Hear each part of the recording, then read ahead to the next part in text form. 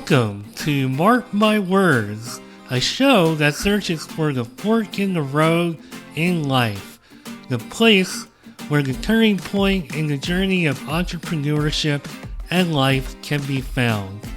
Let's meet each other at the crossroads on Mark My Words.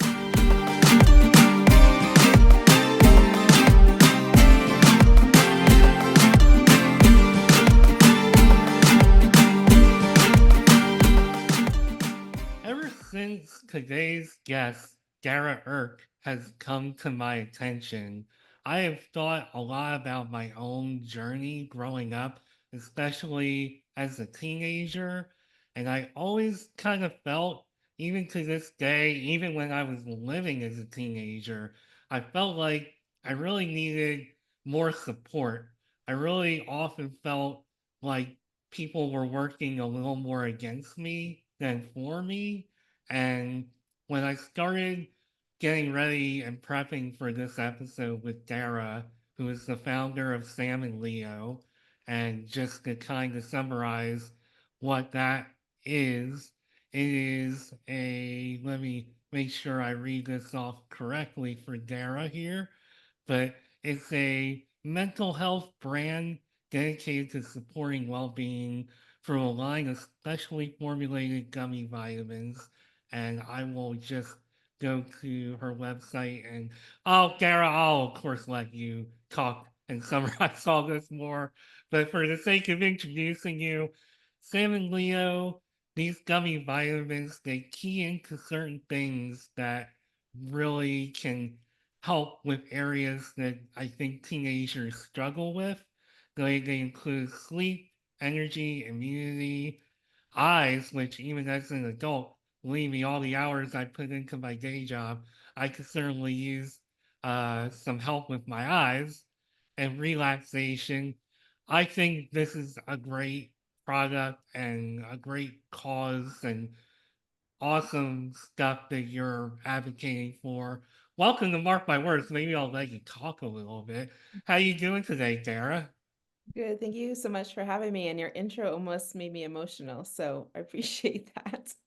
Yeah, I try not to shed too many tears on this show, but it definitely, when it comes to like support that kids get, especially the teenage years, because I'm not gonna name names. I don't want to turn this show into that kind of a show. But when I look back, I'm just like, boy, I really could have used a little more support, even if it wasn't in the form of a gummy vitamin product. I could have used a lot more support during those years. So I was really excited to do this episode and have this chat because I really love what you're standing behind and advocating here.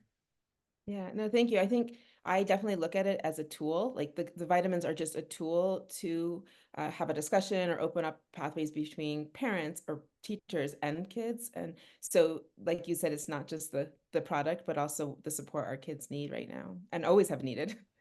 Well, before we get really involved in this topic, I always like to go back in the Wayback Machine, and because I rely on LinkedIn to prep for my episodes, notice that you were really into international studies growing up.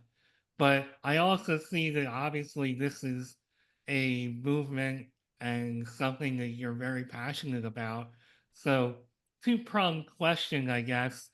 What made you interested in studying international affairs? And was this always something as far as helping teens with their wellness and mental well being? Was that always something that you wanted to do? Yeah, good, two good questions. I don't think anyone's asked me.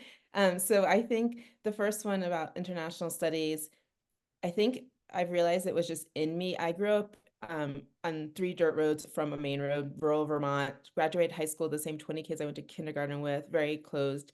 But I had some exposures early on to the outside world, family in New York City, and I just wanted that so much to explore. And I actually left home when I was 15 to study abroad in New Zealand, and that kind of opened the door to international. And then I was a Senate page in Washington, D.C. And so it's just started this journey into government, civil affairs, international studies. And then my whole education kind of was in that. But I think I've always been an empath and wanting to help. And so naturally, it was in the international development space where I gravitated to, and then headed into a very much, as you saw, a very much global health focus. So that kind of journey was always there for me and very adventurous. I did the first elections in Bosnia after the war. Like scariest place, you put me there. I was like, yes, take me.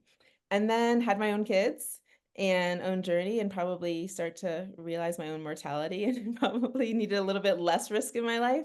Um, but in that journey, I was traveling a lot still for work, a lot of Africa, Asia for international work in global health.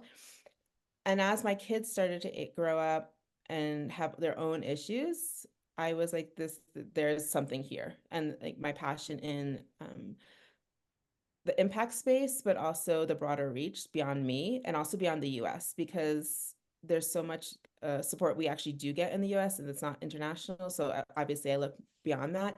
So anyway, COVID happened. I was sitting on this idea of products for teens. It was just a huge gap in the market. Started with actually in the body care space because I was looking for products for my kids. And then for different reasons, the body care stuff kind of paused. And I was talking to friends and family and other people saying, there's a ton of kid vitamins and there's a ton of adult vitamins and there's no teen vitamins. I was like, you're right. Same for my kids. And just went down that rabbit hole and realized that there really is this big a gap. And not just the multivitamin in this functional space of like, what are our kids suffering from?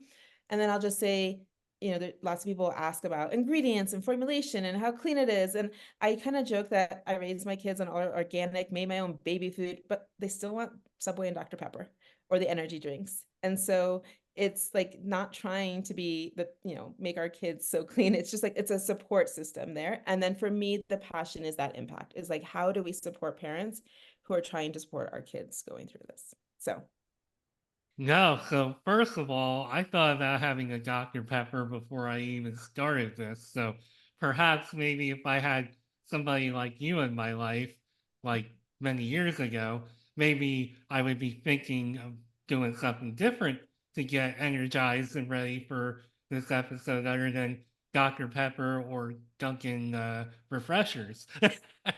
totally. And I mean, I will just say one of my biggest challenges with the business is brand awareness because people aren't thinking beyond an energy drink, a caffeine drink.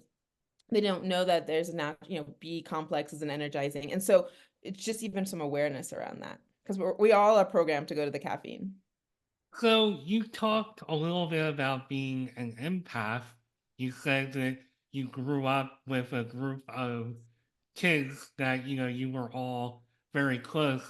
Do you think that the combination of your personality traits and just having that close group, do you think that they all kind of gravitated towards you and that kind of feeds into just how you wound up on the path that you wound up on?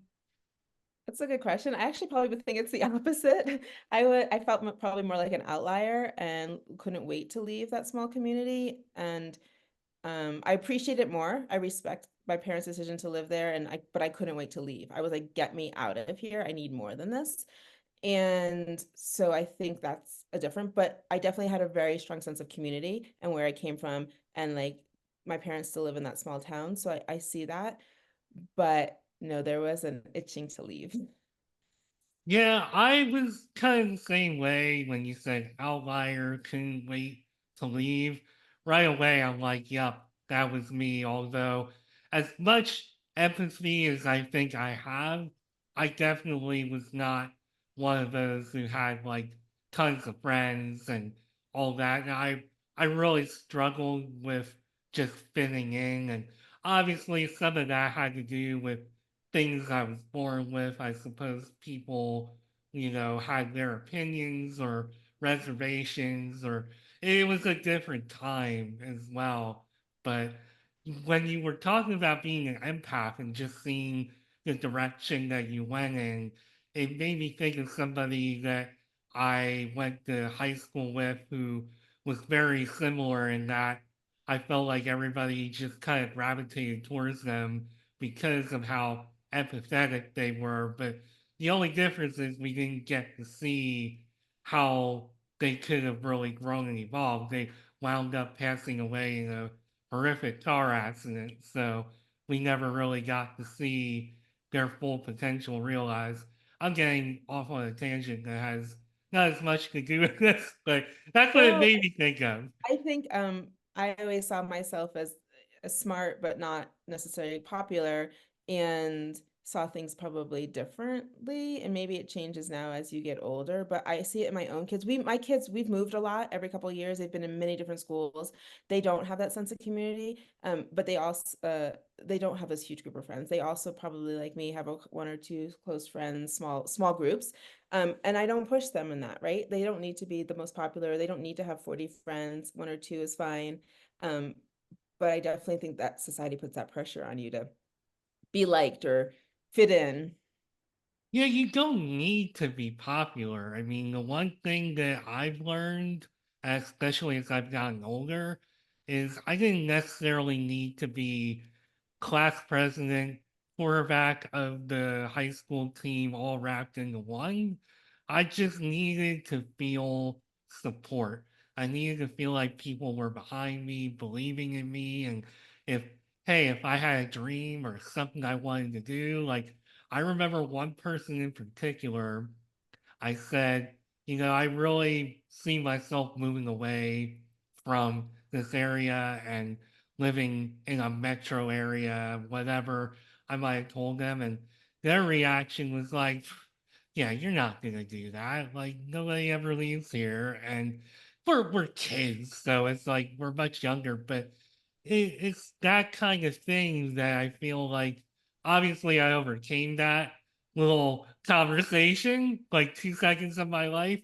But I feel like if I had more people who were really like supporting me and behind me, then maybe I don't even remember that conversation. Maybe that's just like, who cares? And it is who cares, but I feel like I just didn't get near enough of that. So whether Yeah, you're the most popular or whatever your ranking or status is, you need support, I think. that's exactly it. I think it's human nature to want to be liked or fit in or feel popular, regardless of where we are. But I that support is important, especially from parents or role models. So I often say to my kids, like, sit with the person at lunch who doesn't have anyone. I don't care what your grades are. I want you to be kind and thoughtful, and I want you to help out, right? And so I've tried to say that to them. I'm sure they still get that pressure to be, to fit in and to liked, and they still get made fun of or picked on. Like that's still the human nature. But for me, as a parenting perspective, I want them to be the kind, helpful people. And so I think that's also where I lean into is the inclusivity of the brand or the business I was building. It's like it's for everyone. I want it to be that way.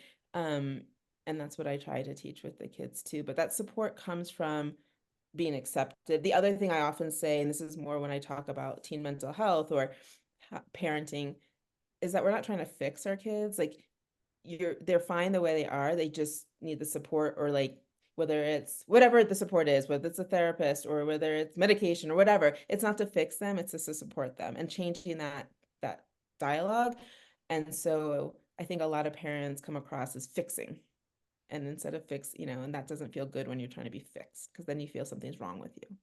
Whether you're an adult or a teen or younger than that, nobody wants to necessarily feel like they're being fixed. And Yeah. I really appreciate the perspective that you have on that because I think that goes a long way rather than, well, you're a problem, you're a burden, rather than having that perspective. It's just sometimes what you need is support. Support I think goes a long way. I know it does for me because just when I get a little bit of support for this show or for whatever I'm doing in life, just any amount of like, hey, I was thinking of you and wanted to come by and see how you were doing, that just makes my life. That goes such a long way.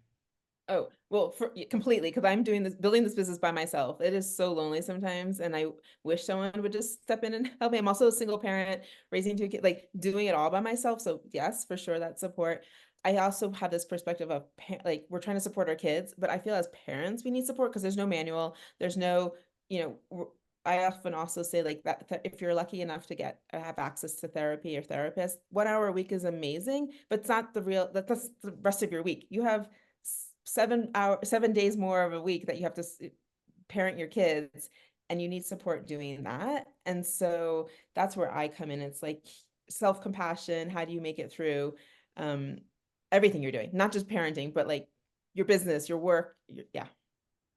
And whether you're an adult or a teen or a child, counseling, going to a mental health professional and talking to somebody, even if it's just for a period of time, it can make a huge difference. Because when I go back to when I was at the end of high school, early college, still kind of a teenager in that weird period of after high school before 21, I was having like a really rough time. And Yeah. even though I was living at home, it was like everybody had their own life. And I don't think they were really seeing what a Hmm. hard time I was having. And really was having a lot of questions about myself, about where I was, where I wanted to go in life, and had a lot of stuff to work through because whether it was at home or at school or wherever,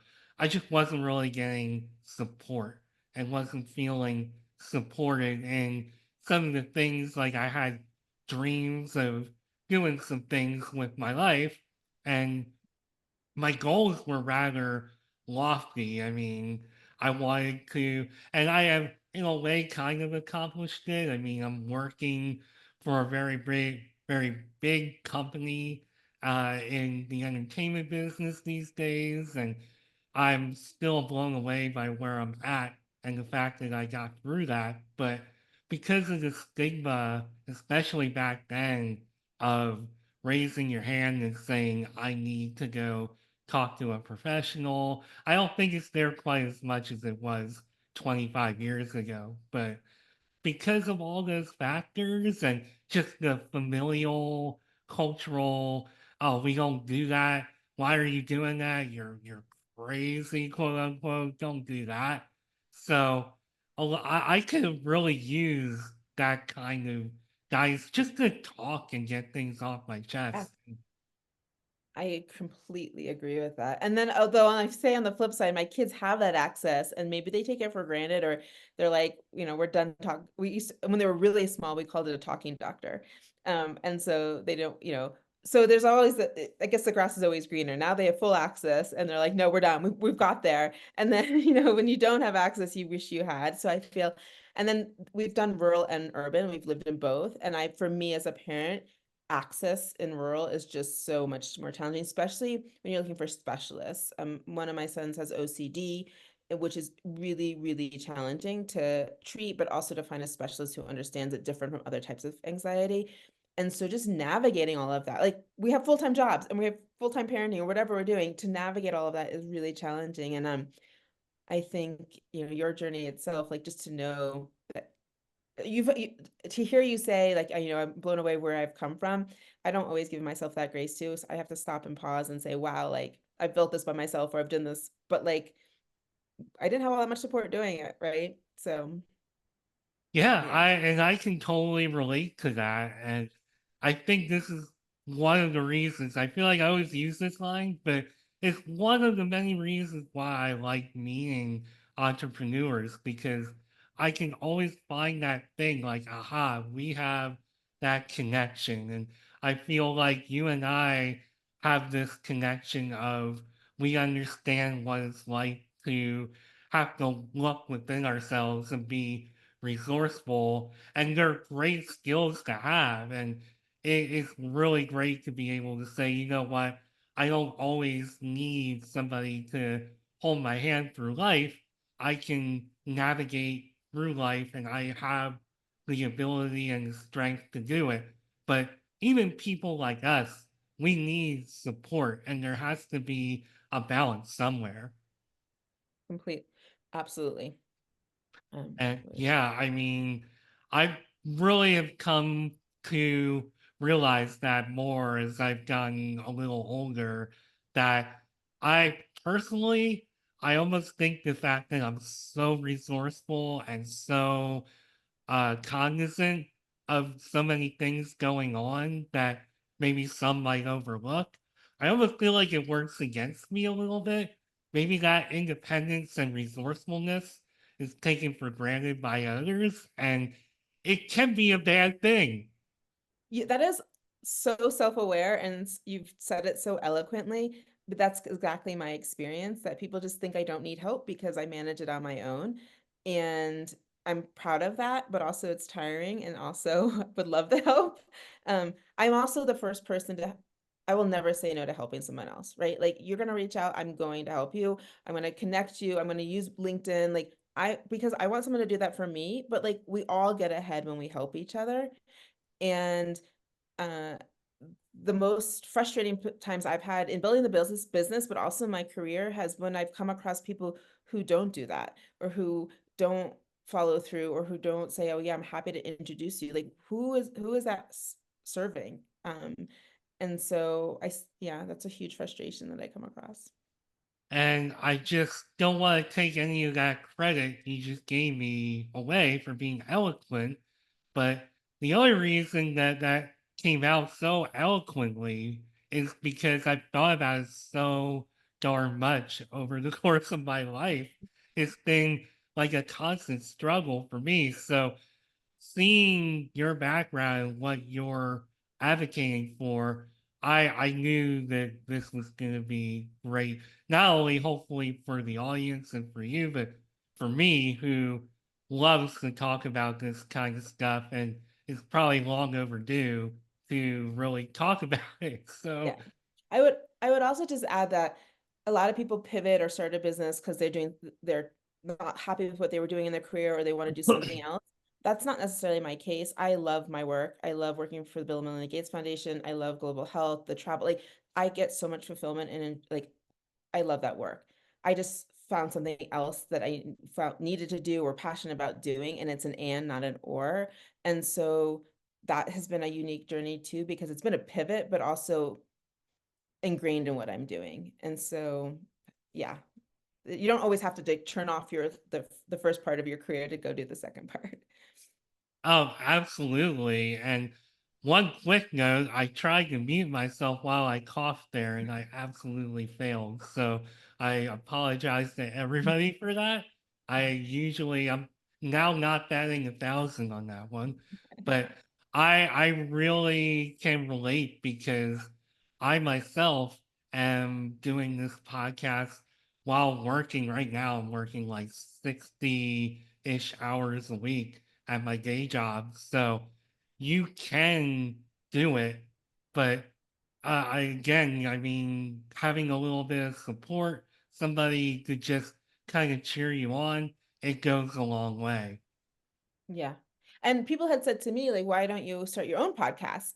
And yes, it's a great idea, and I have lots to talk about, but I found that being on other people's platforms and having these conversations for me is one, better use of my time right now, prioritization, but also I get more out of it because these conversations go in different directions and fill different needs, right? I can talk about my journey as a parent and teen mental health. I can talk about the brand and the business, and the intersections, but there's not enough time in the day to really do all of that. So yeah, It's it's hard enough with even I'll taking a step back and say I'm working largely like remote. I do go to the office a little bit, but even with all this extra time, it's still difficult. So to just for you to just tackle the business you're doing, raising kids, etc., I mean, you got a full plate. oh yes. So Completely. let's talk a little bit about the actual journey because you had Earth Consulting at one point. You kind of did a transition there, and then it kind of looks like you went back into more of the regular working world, and now you're doing this. So kind of talk about your journey a little bit and how you wound up here. Yeah. All of my work experience prior to this Sam and Leo business was very much entwined with global health consulting and the Gates Foundation. It just took on different forms. So either I worked directly for the foundation, I worked as a consultant to different nonprofits funded by them, or or I was a full-time staff person at a nonprofit um, funded by them. So kind of it all was like the same genre, but different forms of it, and at different points where I could give more time. So when I had my kids, I would do consulting. I could be more part-time and flexible. When they were back in school full-time, I went and took the full-time position. So kind of ebbed and flowed that way, all in the same vein of global health. And mostly I would say for the most part in R&D, so in vaccines, drugs, and diagnostics, in the places where this is a little bit higher level thinking, but in market failure. So mostly the Gates Foundation funds things where pharma and biotech aren't going to step in and that they need that investment. This is all before COVID, obviously, so things look a little bit different now. But so it's always in the places usually where it's developing country, tuberculosis, malaria. I worked on Ebola vaccine. And then when COVID happened, the world became very aware of vaccines very quickly. I wasn't traveling. I had sitting on this idea of the teen products for a little while. And so I had more time. And so self-funded, started, like I mentioned, down the path of body care because I noticed that there wasn't clean body care and really went into, and I'm a data person. I wanted to see what was in the Gen Z space. So 2020 was a lot of Gen Z data coming out. And what was really important was well, I would say environmentally friendly, inclusivity, gender inclusive. It doesn't have to be necessarily LGBTQ, but just like it's for everybody. It doesn't really matter what it is. And that kind of clean formulation. And then through different things with production, I would say supply chain with COVID, things like that. It was kind of, and I was going through a divorce at the time. So a lot going on. I had paused that in some ways. Although the product, people really like the product. And like I mentioned before, that's when I started looking at the vitamins and realized that there really was this really big white space in teen vitamins. And so found manufacturers I can work with. There's not a lot of innovation in vitamins. So like, a melatonin's a melatonin, um, immunity, elderberry, echinacea, like there's not a lot there, but it's how you put it together, how it tastes, the texture, and then the dosage. And so mine are actually all safe for age 4 and older. So anyone can take them. And like to your point about the eyes, I'll talk about the eyes one in particular, but I wanted something that was for everyone, but really packaging and insight was more geared towards the tween teen because that's the market that wasn't being served. The two that I was leaning on is the eyes. So it's lutein, which has been around forever as a capsule. And I was like, why is it not as a gummy? Like we're all using the one organ we're using all the time and not taking a vitamin for. And so that was like a no-brainer for me. Also because I would say we all have this guilt around screen time. And like the guilt doesn't serve anyone. It is what it is. We're on our screens. Like either you're looking for blue light blocking glasses or nothing, right? And so that was one, but it also was a way to talk about screen time with kids and parents. And then the other big one was the energy one, where I was seeing kids drinking energy drinks that no one should be taking, but especially like 10, 11-year-olds. And so we as parents don't even know what the alternative is to that. So that's why the B complex, no caffeine. And so that's what I've leaned into with that. And it's kind of now you're seeing it take on a life of its own. I'm a finalist for Whole Foods program. I'm on, we can talk about this later where to find me, but like once people taste it and see it, they're like, yes, I'm in, but they're not naturally looking for it. And that's the other place where I want more storytelling and brand awareness, because not just for the teens, but for all of us, like how we take care of our body and body awareness. And then I think there's a lot of brand extension. Like we haven't even hit on gut health or brain focus, kids who are in sports. Like there's so much else there that we can do some brand extension on. This is just the beginning. So that you said a lot of really good things there.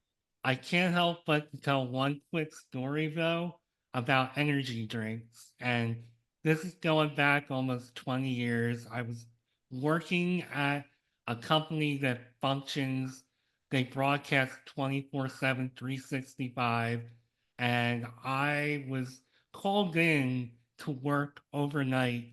So my shift was like 1 a.m. to 9 a.m. and just a really bizarre overnight shift. It's bad enough when you gotta work 10 to 6 or 11 to 7. They had a 1 to 9 shift. And for whatever reason, so usually my soft drink or pick me up of choice, especially back then, is to maybe have like a Coke or something. But I thought it would be a great idea to have whatever it was. Like I think it might have been a Red Bull, I'm not sure. But I had one Red Bull and I'm thinking I think I might have had it for another overnight shift and it went over okay for some reason on this night, that obviously didn't like kill me, but I'm trying to run equipment. We're on the air. It's a lot of money involved, etc. And I'm finding that I'm just jittering, trying to press buttons and trying to be on air to, at the very least, a nationwide audience. It probably went more than that. And I can tell you a little more about that once we're done.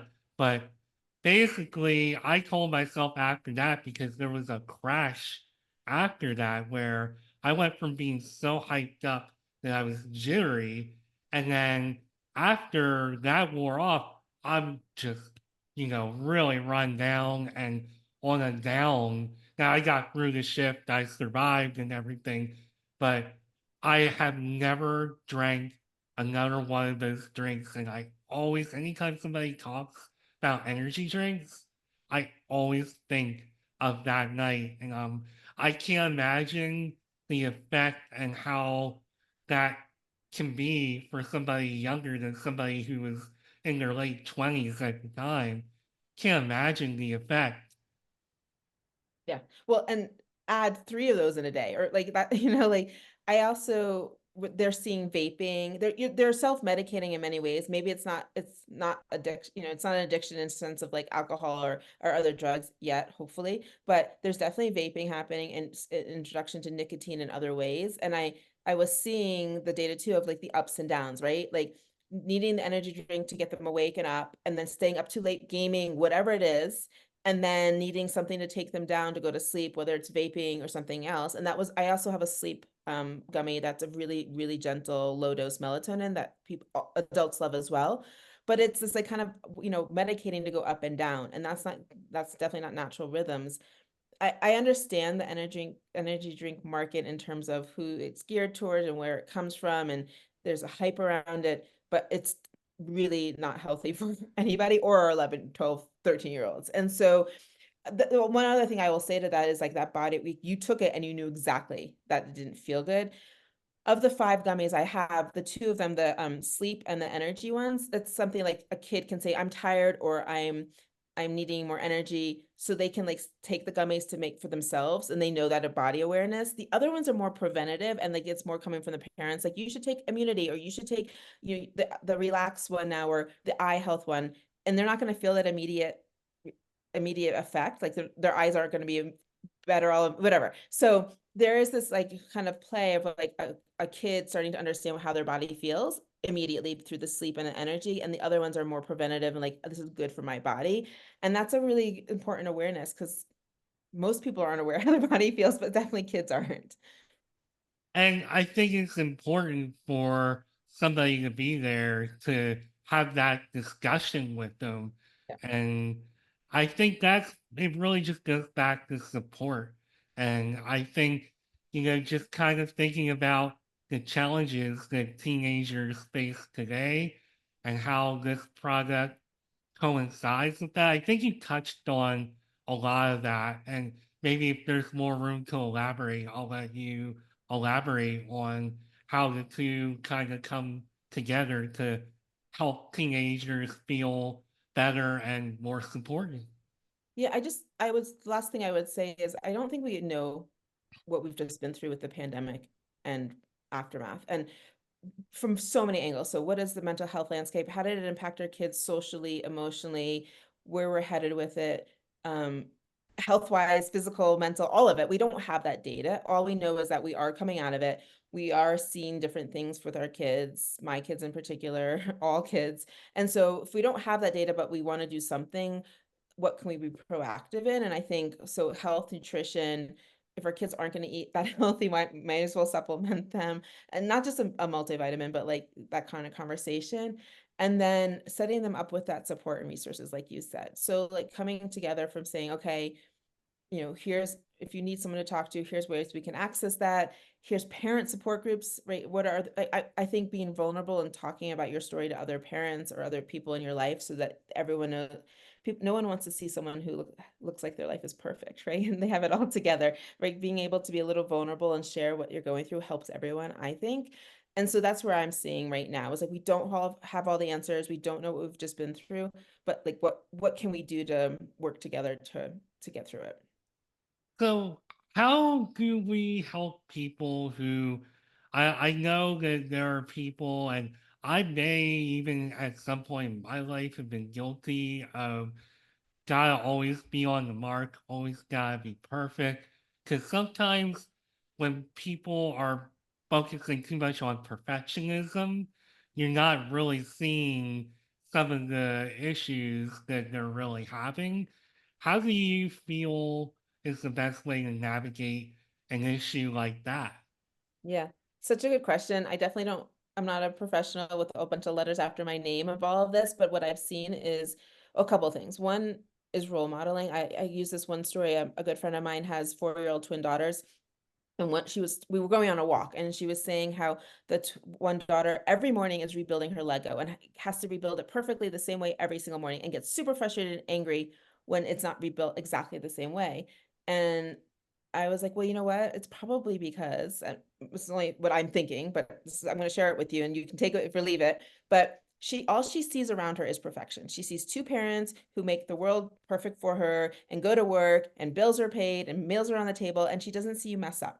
So what if you start role modeling, I cut the carrot the wrong way, or I spilled something by accident, or just showing your own imperfections allows our kids to see that the world isn't perfect. If we keep showing that everything's done well and done together, and I'm guilty of it as well, but the more that they can see how we role model it and how we problem solve and solutions, it makes it easier for them. And so when you step back and see that the kid's perspective and they just see this, they can't live up to it, they can't make the world perfect the way they see it.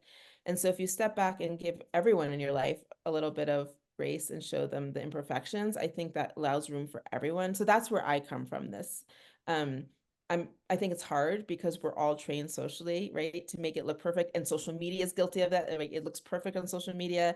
um this kind of culture of succeeding and succession, and what does success look like is usually tied to monetary gain or titles.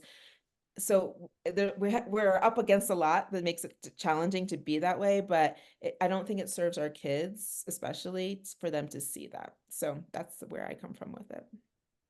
No, I totally agree. And I think you said something somewhere along the line talking about perfectionism being perfect. And it makes me think of somebody that I used to know who I cared about very much, but I always felt like their need to always be perfect with everything kind of got in the way of things. Like they weren't able to just say, you know what?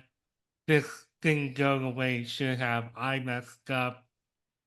Just couldn't really bring themselves to ever have that perspective on things. And I Mhm. always felt like if they did, that our connection with each other would have probably been a little bit different. And everybody's molded differently, but there's no reason to put that kind of pressure on yourself. No, but we do. For sure. And that time I did it right and actually muted myself so nobody heard me cough. So, yay for me. Speaking of giving yourself a pat on the back. So, talk a little bit about launching the business itself because you did consulting, which is a business unto itself as well. But now you're being an entrepreneur, you're putting yourself behind this product, and you even said that things that your children were going through kind of made the light bulb go Mhm. off and may have given you a little extra push. Just talk a little bit about all of that and getting this off the ground.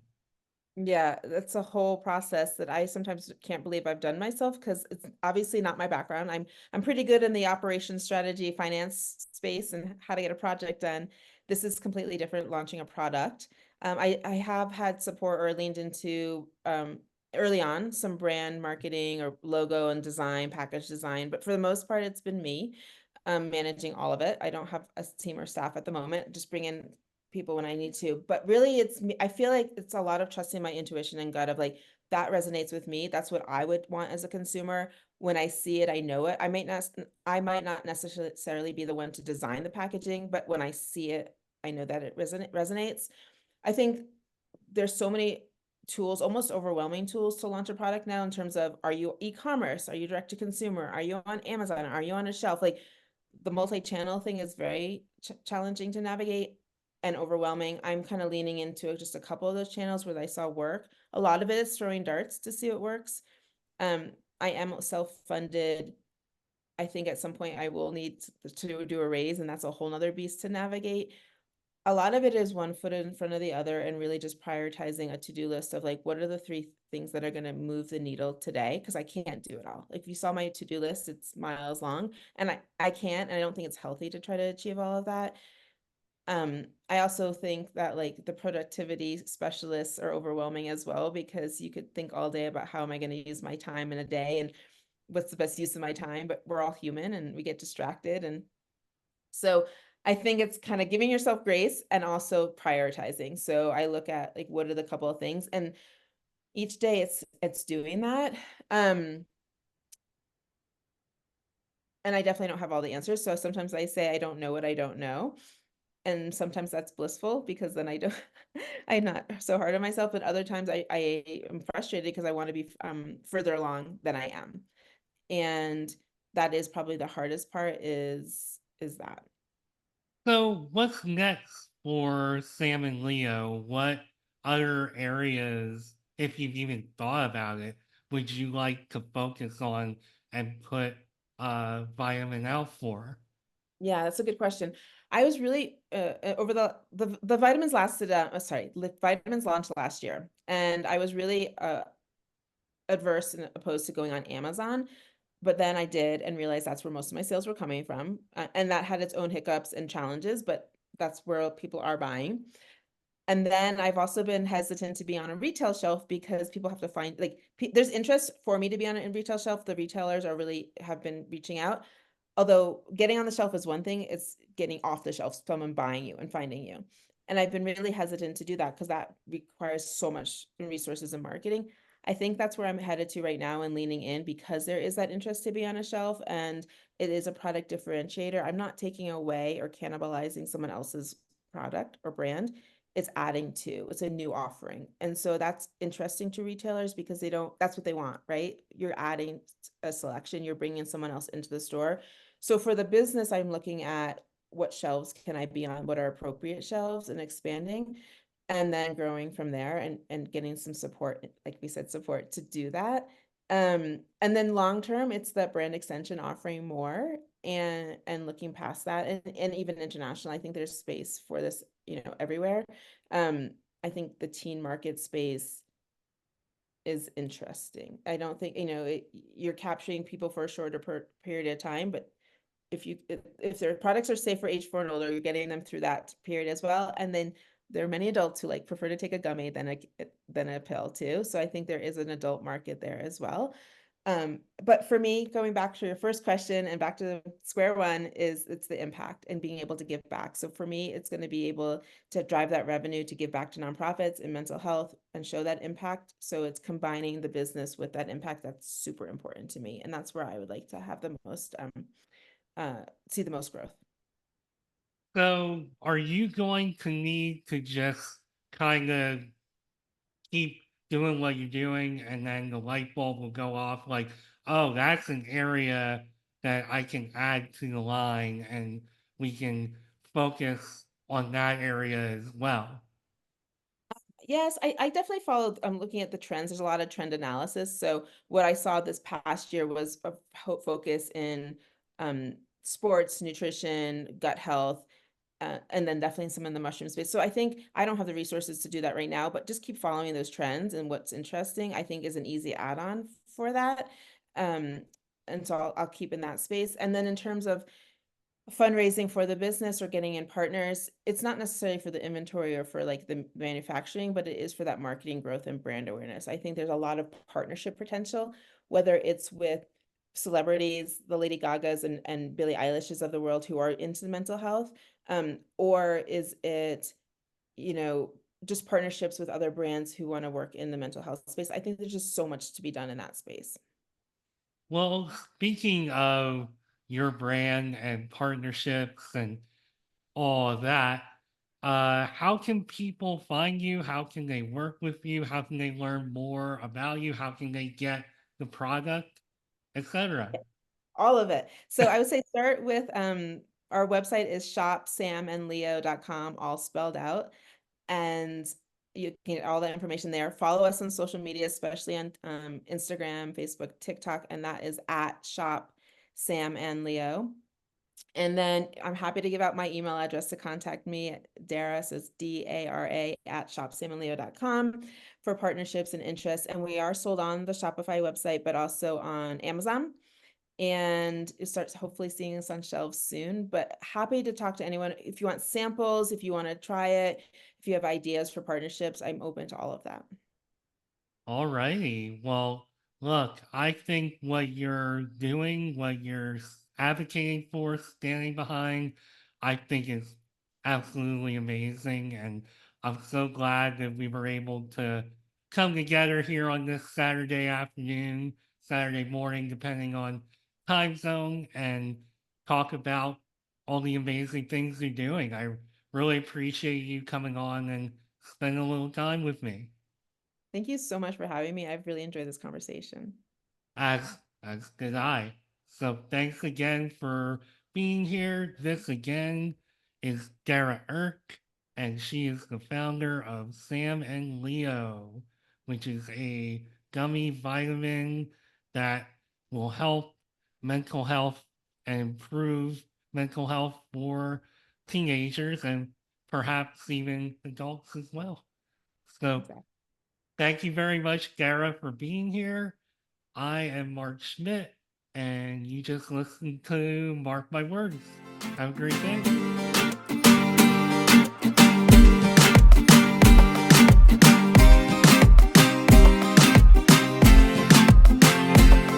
Thank you for taking time out of your busy day to go on a journey with me into entrepreneurship and life on Mark My Words.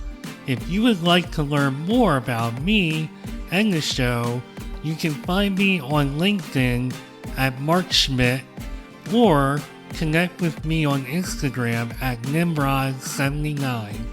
Video episodes of Mark My Words, as well as other content, can also be found on the Mark My Words YouTube page. Entrepreneurship can be quite the roller coaster ride.